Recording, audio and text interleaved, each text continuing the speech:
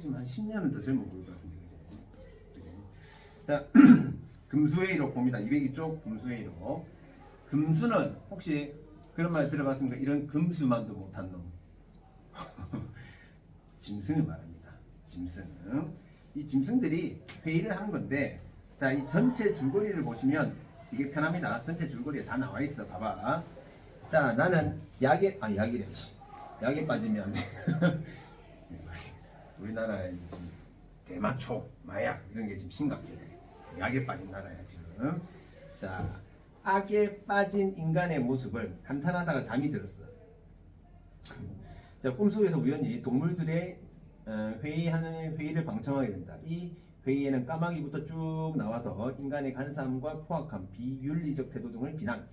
끝으로 사회자는 인간이야말로 가장 어리석고 더러운 존재라고 결론을 내리면서 회의를 피한다. 이를 지켜본 나는 인간의 반성과 회개를 촉구한다. 자, 본문에 수록된 부분은 까마귀가 인간들의 불효를 비판하는 제1석의 내용이다. 자주 나오지는 않지만은 나온다면 제1석이 제일 많이 나옵니다. 지금 제1석에 짙은 색깔로 된 게 반포지효라고 나와주고 있죠. 얘는 한자 성어 문제로도 잘 나오거든요. 반포지효는 까마귀의 효라고 해서 우측의 어휘다지기 부분에 이 반포지효와 관련되는 단어 뜻이 나와주고 있습니다. 자, 얘 같은 경우는 우리가 아마 여러분들 그 갈래에 보면 신소설이라고 되어 있죠. 그러니까 고전 소설에서 현대 소설로 이어지기 전 중간 과정의 어떤 소설이 있습니다. 그게 이제 신소설이 되는데, 계몽소설, 그리고 우화소설, 액자소설. 자, 액자소설은 우리가 계속 많이 봤습니다. 액자가 뭐였죠? 외화에서, 내화에서, 그리고 외화로 오는 거죠.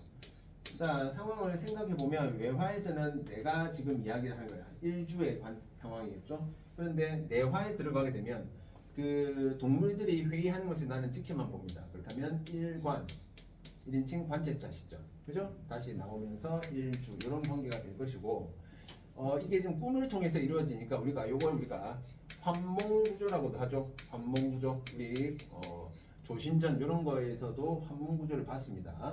환몽구조가 뭐였습니까? 현실, 꿈, 현실이었잖아요.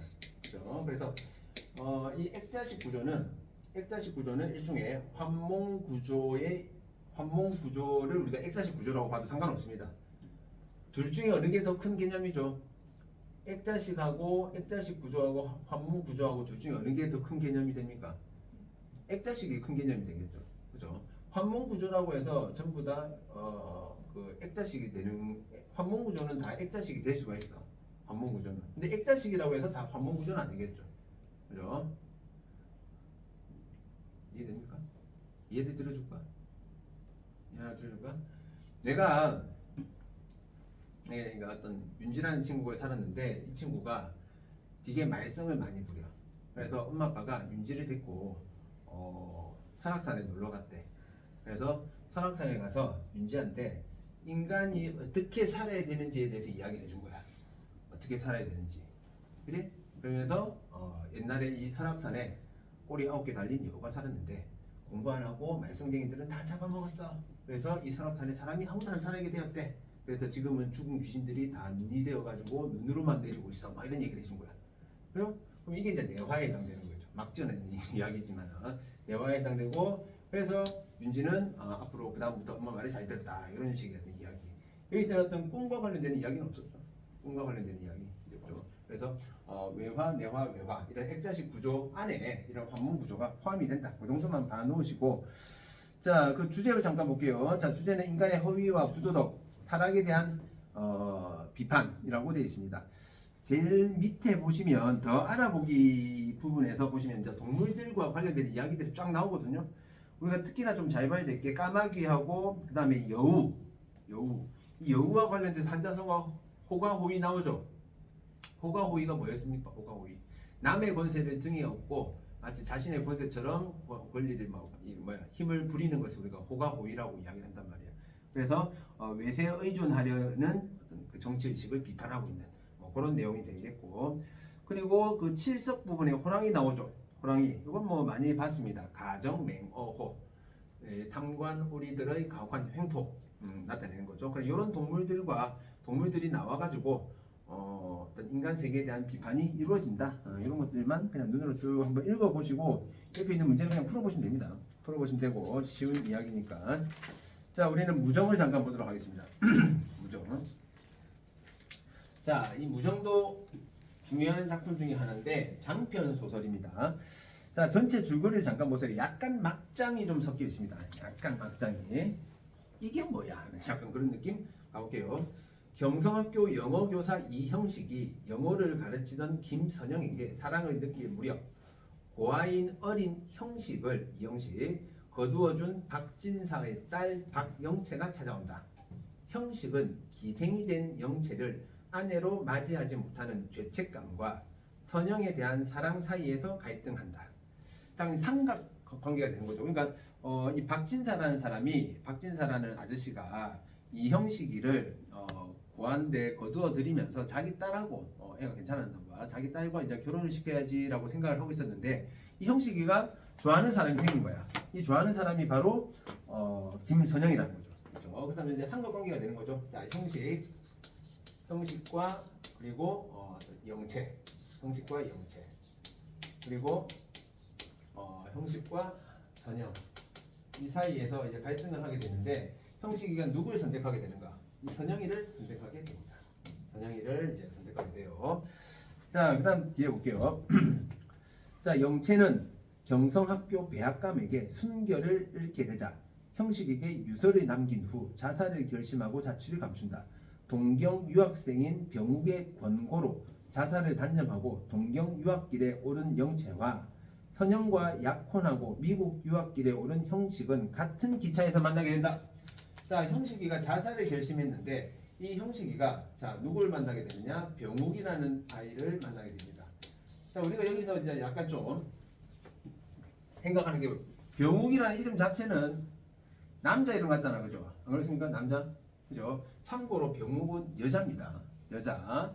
그래서 이 병욱이의 어떤 만류로 영채는 이제 자살을 죽으려고 하다가 안 죽고 얘네들은 신혼여행 차원에서 이제 얘네들은 이제 미국 가는 길이었고, 자, 미국 유학을 가는 길이었고, 얘네들은 동경으로 유학을 가는데 같은 기차 안에서 만나게 됩니다. 그렇다면 사실 사이가 좀 껄끄럽잖아, 그죠? 서로 뭐 이 남자 때문에 이게 좀 문제가 생겼는데 서로 약간 좀 꼴같자는 뭐 그런 상황이 될 수도 있겠죠. 자, 그런데 자, 그다음 보세요. 도중에 그들은 삼낭진 수재미를 위해 자선음악회를 열고 다 같이 우리 민족을 구할 힘을 가진 사람이 될 것을 다짐하며 유학길에 오른다라고 나옵니다. 이게 무슨 말이냐면 얘네들이 그 삼낭진역에 도착해서 딱 봤는데 수재민들이 있더라는 거죠. 근데 이 당시에 1900년대에 우리 조선 민중은 무지한 사람들입니다. 그래서 수재를 당했음에도 불구하고 이걸 뭔가 해결하려고 하지 않더라는 거지. 그냥 멍청하게 넋을 잃고 나는 모르겠네 하고 그냥 있는 모습을 보니까 얘네들이 너무 답답한 거야. 얘네들이. 그죠? 그래서 이 사람들을 위해서 일단 얘네들이 자선음악회를 엽니다. 자선음악회를 열면서 우리 같은 지식인들이 앞으로 이 조선을 위해서 어떻게 해야 될 것인가, 뭐 그런 것들을 고민하면서 네 사람이 서로 이제 하나로 이제 뭉치게 되는 그런 부분이죠. 즉 어떤 개인 간의 어떤 갈등이 있었는데 그런 개인 간의 갈등이 우리 민족을 위하는 길이라는 차원으로 서로 갈등이 이제 해소되고 있는 뭐 그런 부분입니다. 전혀 우리 현실하고는 좀 맞지 않는 그런 내용이 되겠죠, 그죠? 삼각관계에 있는 사람인데 국가를 위해서 다 같이 희생을 하자, 뭐 이런 식으로 서로 단합을 하는 뭐 그런 내용입니다. 자, 이건 지문을 좀 보셔야 됩니다. 갈게요. 과학 하고 형식은 여관에 돌아와 앉아서 혼자 부르짖었다. 미친놈, 그지? 새 처녀는이라고 했죠. 새 처녀. 여기서 처녀가 선영이, 영채, 병욱이가 새 처녀가 되는 거겠죠. 형식을 본다. 조선 사람에게 무엇보다 먼저 과학을 주어야겠어요. 지식을 주어야겠어요. 자, 과학 동그라미, 지식 동그라미. 자, 그렇다면 과학과 지식이라는 것은 일종의 신문명입니다. 신문명과 그리고 신지식이죠. 신지식. 이런 신문명과 신지식을 주어야겠다는 거죠. 그죠? 자, 역시나 이걸 통해서 어떤 우리 민족, 이걸 통해서 우리 민족을 구원할 수 있다라고 이제 생각을 하는 겁니다. 삼낭진의 그 수재민들을 보시면서 그 사람들이 그렇게 아무것도 하지 않고 있었던 이유는 이런 문명과 지식, 즉 과학과 지식 이게 없었기 때문에 그렇다는 거야. 이 사람들에게 이걸 줘야겠대. 자, 여러분은 오늘 그 광경을 어떻게 보고 어떻게 생각하십니까? 이 말에 세 사람은 어떻게 대답할 줄을 몰랐다. 한참 있다가 병욱이가 왜? 그나마 제일 똑똑한 게 병욱이야. 불쌍하게 생각했지요 하고 웃으며 그렇잖아요 한다. 오늘 같이 활동하는 동안에 훨씬 친해졌다. 자, 거기 줄쳐보겠습니다. 오늘 같이 활동하는 동안에 훨씬 친해졌다. 그 말은 그전에는 서먹서먹했다는 말이잖아. 그죠? 자, 왜 서먹서먹했죠? 개인의 갈등들이 있었단 말이야. 개인의 갈등. 이 개인의 갈등이라는 것들이 결국 지금 얘네들이 행동하고 있는 것이 하나의 어떤 우리 민족을 구원하는 행동이었죠. 자, 이런 민족적 차원의 어떤 방법을 통해서 우리라는 어떤 일체감을 서로 가지고 있는 부분이에요. 우리라는 일체감을 가지다 보니까 훨씬 더 친해졌다. 이렇게 이야기를 해주고 있습니다. 그러니까 개인의 갈등을 민족적 차원으로 승화시켰다라고 생각을 하시면 되겠죠.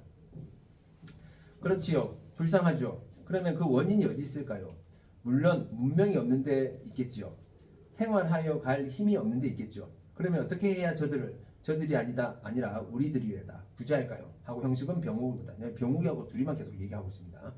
자, 영채와 선영은 형식과 병욱의 얼굴에 번갈아 본다. 병욱은 자신 있는 듯이 힘을 주어요. 자, 문명을 주어야죠. 그러려면 가르쳐야죠. 인도해야죠. 어떻게? 교육으로, 실행으로. 자, 영채와 선영은 이 문답의 뜻을 자세히 모른다. 물론 자기네가 아는 줄 믿지만은 형식이와 병욱이가 아는 이만큼 절실하게 단단하게 알지는 못한다. 그러나 방금 눈에 보는 사실이 그네에게 산 교육을 주었다. 그러니까 얘네들이 본 게 뭐냐면 그 아까 봤던 그 수재민들의 어떤 모습들, 그 수재민들의 모습을 보면서 이 우리 민족이 처한 현실을 바로 이제 피부로 와닿았다는 거야. 그래서 산 교육을 주었다 이렇게 이야기를 합니다. 자, 그것은 학교에서도 배우지 못할 것이요 대웅변에서도 배우지 못할 것이었다. 자, 124라고 나오는데 이게 뭐냐면 이 소설이 우정이라는 소설이 신문에 연재됩니다. 근데 124면 엄청 오랫동안 지금 연재되고 있단 말이거든요. 그죠? 자, 뭐 연재된 횟수 표시니까 이거 참고하시고. 자, 일동의 정신은 긴장하였다. 더구나 영채는 아직도 이러한 큰 문제를 논란하는 것을 듣지 못하였다. 어떻게 하면 저들을 구제하나 하면 참 큰 문제. 이러한 큰 문제를 논란하는 형식과 병욱은 매우 큰 사람같이 보였다. 영채는 주잠이며 소동파의 세상을 근심하는 시구를 생각하고 또 5년 전 월화와 함께 대성학교장의 연설을 듣던 것을 생각하였다. 이 대성학교장이 누구였냐면 안창호 선생님입니다. 참고로 그냥.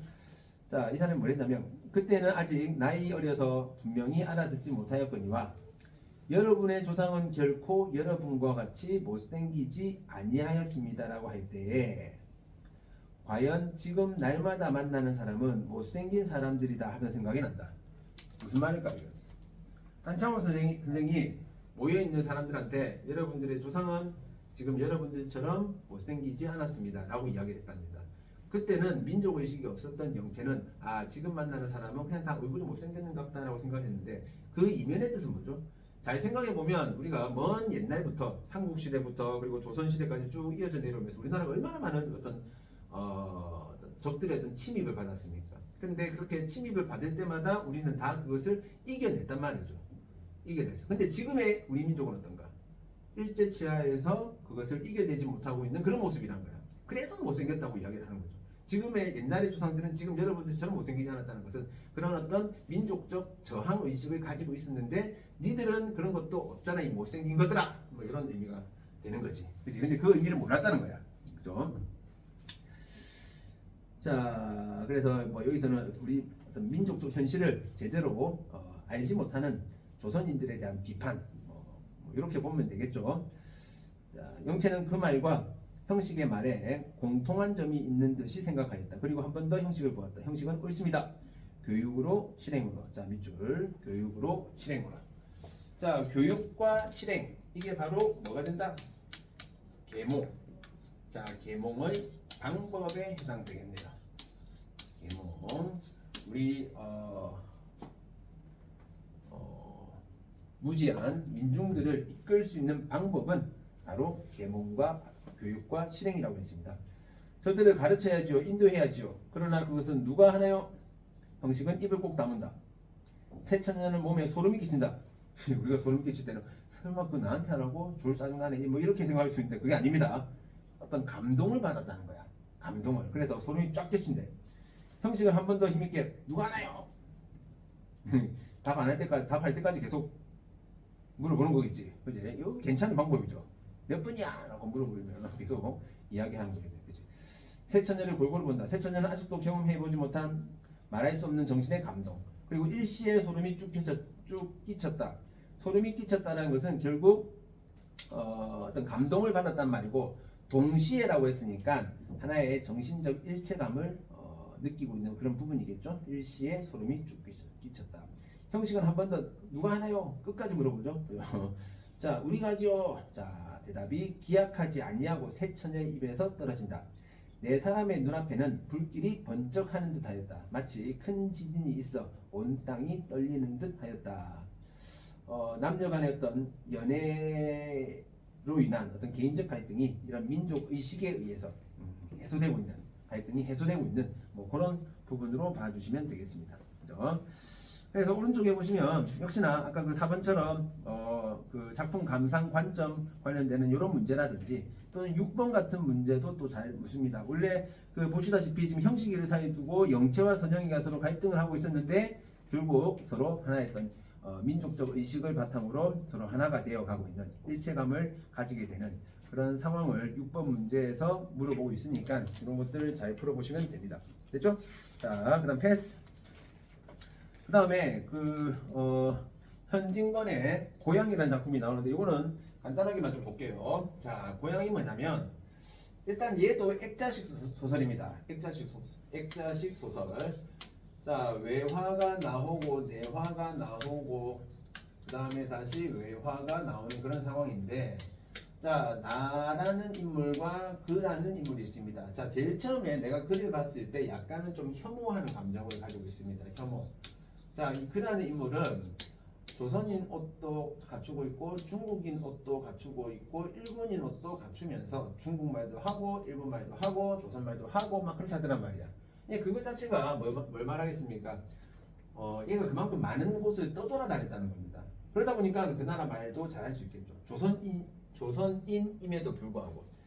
그러다가 그가 나한테 이제 말을 걸기 시작하면서 이야기는 진행됩니다. 자, 내화 상황은 바로 그의 삶과 관련되는 겁니다. 그의 삶과 관련되는 게 내화에서 쭉 나오는데, 이 그의 삶을 들어보니까 원래는 괜찮은 집에서 밥은 먹고 살 수 있는 그런 상황이었는데 일제의 수탈로 인해서 결국 우리 뭐 동척이라고 하죠. 동양척식 주식회사 들어보셨죠, 그죠? 다 뺏기고 이리저리 떠들면서 부모님 다 돌아가시고 뭐 서간도 북간도 이런 데 떠돌아다니면서 굉장히 비참한 삶을 살았던, 그리고 자기가 사랑했던 어떤 여인 같은 경우도 어찌어찌 됐다, 뭐 그런 이야기들을 쭉 내화를 통해서 이야기를 해줍니다. 즉 이 그의 삶이라는 것은 결국 누구가 바로 조선 민중의 모습이 되는 거겠죠. 조선 민중의 그런 비참한 삶의 모습을 그를 통해서 제시를 해주고 있는 겁니다. 자, 다시 그의 이야기가 끝나고 나와 그의 관계가 되었을 때 나는 이제 그에게 뭘 느끼는가?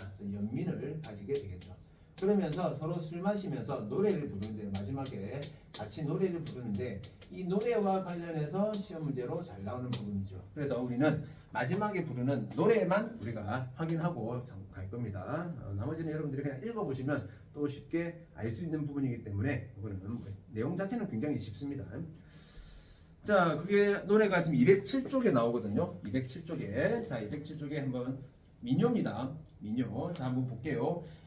벼섬이 나는 전토는 신장로가 되고요. 말마디나 하는 친구는 감옥소 가고요. 담뱃대 떠는 노인은 공동묘지 가고요. 인물 좋은 계집은 유곽으로 가고요. 라는 노래입니다.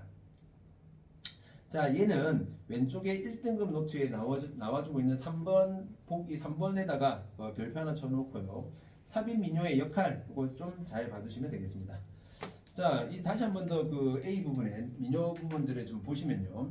벼섬이 나는 전토라는 것은 농사 짓기 좋은 땅이란 뜻입니다.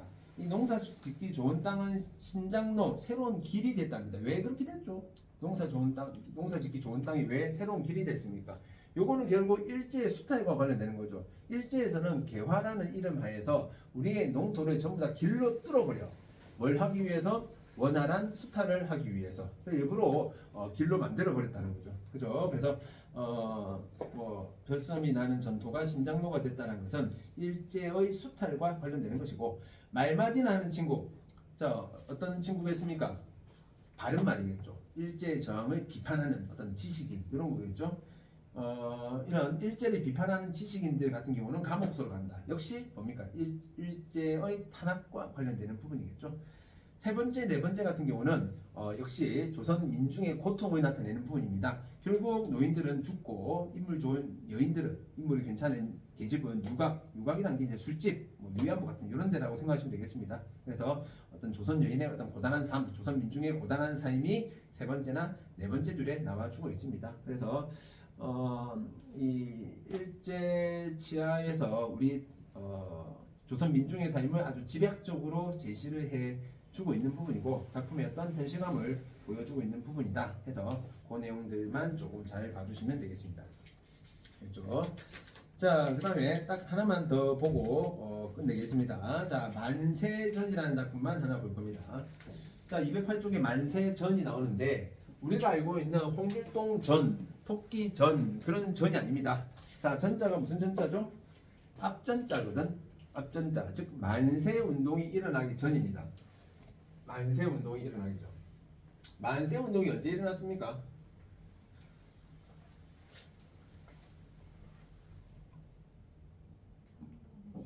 그래요. 그죠. 1919년 3월 1일이죠.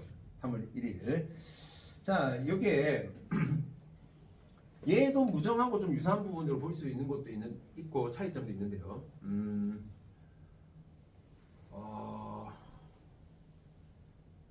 이 작품의 원래 제목은 뭐냐면 묘지입니다. 묘지. 자, 제일 끝에 208쪽 제일 끝에 더 알아보기 부분 잠깐 볼게요.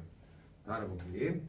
자, 이 글의 원제목이 묘지였던 이유라고 되어 있습니다. 자, 보세요. 주인공 이인화는 3.1운동 직전에 우리 현실을 극악한 일제의 수탈, 무지한 민중, 구태의연한 가족제도 등이 뒤섞인 묘지로 파악했다.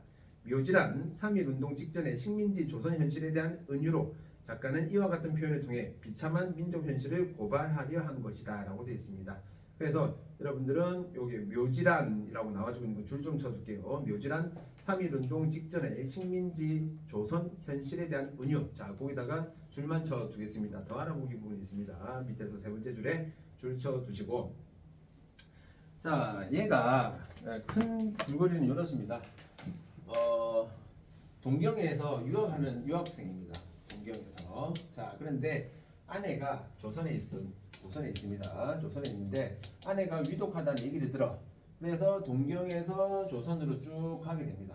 쭉. 자, 가는 동안에 이제 어떤 사건들이 다 벌어지는 거죠.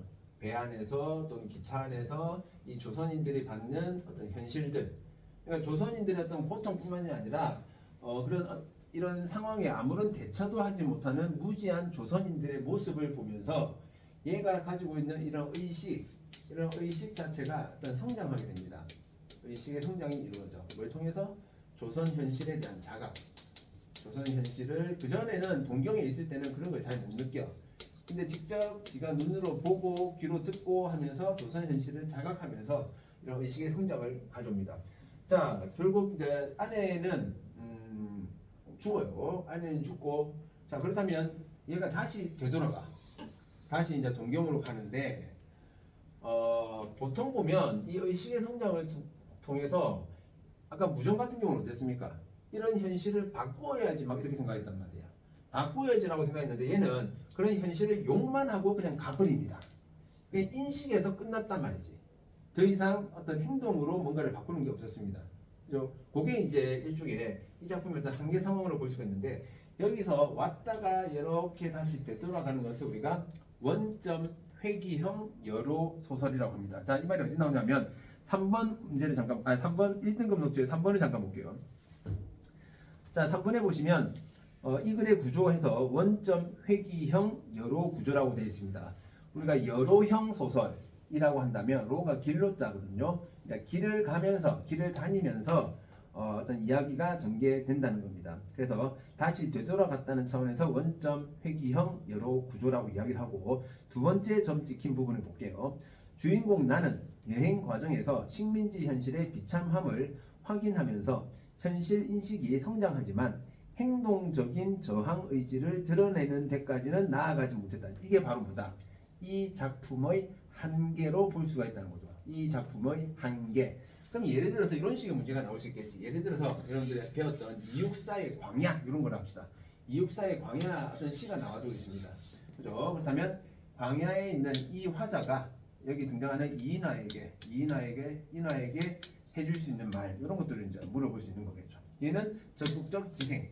그러니까 그렇게 현실에 대한 어떤 조선의 비참한 현실을 알았으면 이 스스로가 그 현실을 바꾸기 위한 뭔가 행동해야지, 희생적 태도를 가져야지, 그게 없어서 아쉽다. 뭐 이런 식의 어떤 이야기를 서로 할 수가 있는 거겠죠. 그죠? 뭐 그런 식의 부분들만 좀 알아두시면 되겠습니다. 그죠? 지문에 나와주고 있는 건 뭐냐면, 얘가 지금 이 조선 가는 길에 그 배에서 일본인들의 대화를 듣는 부분입니다. 일본인들의 대화를 듣는데, 일본인 두 사람인가 세 사람인가 서로 이야기를 하는데, 얘네들도 지금 그렇다면 조선으로 가고 있는 사람들이란 말이지. 일본인들이 조선으로 가는데 그 조선에 가서 뭔가 어떤 좋은 사업거리가 있는가에 대해서 서로 이야기를 하는데, 얘네들이 말하는 조선의 좋은 사업거리가 뭐냐면 일종의 이제 인신매매입니다. 인신매매. 그러니까 여러분들 그 군함도 이런 거 보셨죠? 군함도 봤어요? 안 봤습니까? 아, 재밌습니다. 재밌어요. 거기 보면 우리가 뭐 요보라고 하는데, 이 조선 어떤 노동자들, 이 노동자들을 이제 꼬시는 거죠. 조선인들이 꼬셔가지고 저쪽에 가면 돈도 많이 벌고 뭐 좋다라고 해서 이 노동자들을 헐값에 돈 약간 어떤 계약금 차원에서 조금만 주고 저쪽에 돈을 받고 이제 팔아버리는 거죠. 그러니까 이 사람들은 못 돌아옵니다. 거의 돌아올 수가 없는 거겠죠. 군함도 자체도 그 내용도 좀 그런 식의 어떤 영화였는데요. 그래서 사람들을 유혹해서 팔아버리는 그 일을 이 일본인들이 막 이야기를 하는 겁니다. 지역 중에서는 참고로 여기서 뭐 지문에도 나오지만은 경상남도 사람들이 제일 많이 이 소가 넘어간다, 뭐 어떤 이런 이야기가 나옵니다. 우리가 지금 사는 곳이 경상남도니까 만약에 우리가 일제 강점기였으면 우리 다 소가 넘어가서 지금 딴 데서 다 죽을 수 있는 뭐 그런 상황이겠지, 그지? 이제 그런 이야기를 들으면서 이런 일본인들에 대한 어떤 적개심을 가지고 조선의 이런 비참한 현실에 대해서 막 붕괴하는 그런 상황이 요 지문에 나와주고 있는 겁니다. 요 지문에. 그래서 이것도 역시나 지문을 따로 보지는 않습니다. 지문 자체는 여러분들이 읽으면서 살짝 풀어보면 괜찮은 부분이니까 이거는 그냥 그렇게 한번 볼 수 있도록 하시고요. 그래서 일단 요까지 209쪽까지는 여러분들이 숙제로 다 풀어오시면 되겠습니다. 됐죠? 됐습니다. 자, 그리고